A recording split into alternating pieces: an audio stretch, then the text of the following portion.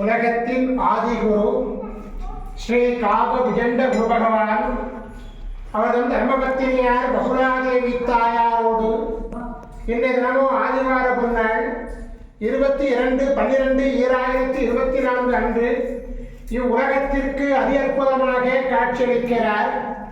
உலகாதி குருவே, உலகாதி குருபத்தினியே, உங்கள் இருவரையும் இன்று மனதார துதிக்கக்கூடிய அனைத்து குழந்தைகளுக்கும் கருணை கூர்ந்து பரிபூர்ண குருவருள் ஆசீர்வாத நலன்களை அருள்புவீர் குருவேந்தே.